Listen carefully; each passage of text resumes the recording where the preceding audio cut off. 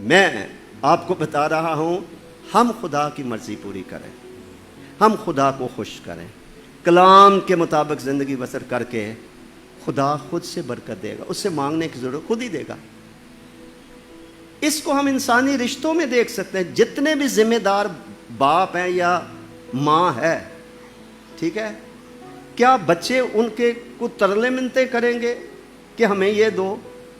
ماں باپ اپنی خوشیاں قربان کر لیں گے، لیکن اپنے بچوں کو اچھی چیزیں ان کی کئی دفعہ سوچ بھی نہیں ہوں گی تو تیار کر کے ان کے لیے رکھیں گے۔ وہ حالانکہ وہ بیچارے خطا کار بھی ہے اور کئی باتوں میں بے بس بھی ہے، لیکن جس خدا کے ساتھ ہمارا واسطہ ہے، جس کے ہم بیٹے بیٹیاں ہیں، اس کے بارے میں تو 84 زبور میں لکھا ہے، خدا راست رو سے سیدھا تو کوئی چلے، سانپ کی چال تھوڑی چلے، لکھا ہے خدا راست رو سے کسی نعمت کو باس ہر چیز تیار کر کے رکھے۔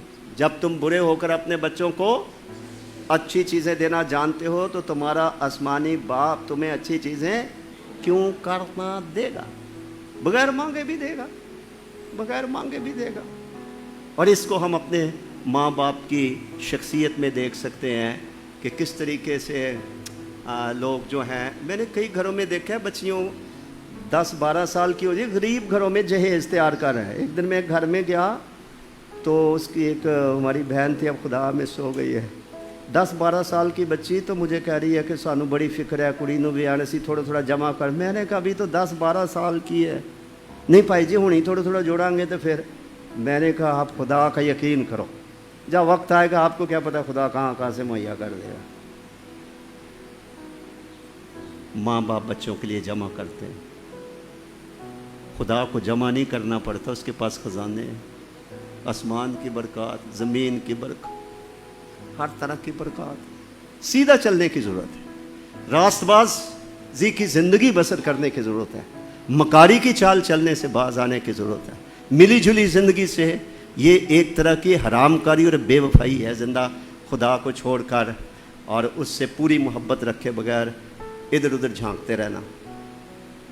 پوری بائبل کی تعلیم کا نچوڑ تو یہی بتایا نا، اپنے سارے دل، اپنی ساری جان، اپنی ساری عقل اور اپنی ساری طاقت سے ایک خداوند اپنے خدا سے کیا کر،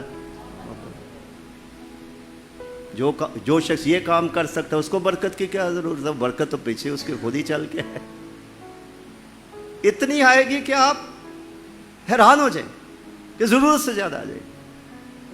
پھر خدا آپ کو دوسروں کے لیے باعث برکت بنائے گا، پھر آپ اپنی برکات میں سے دوسروں کو بھی کیا کریں گے؟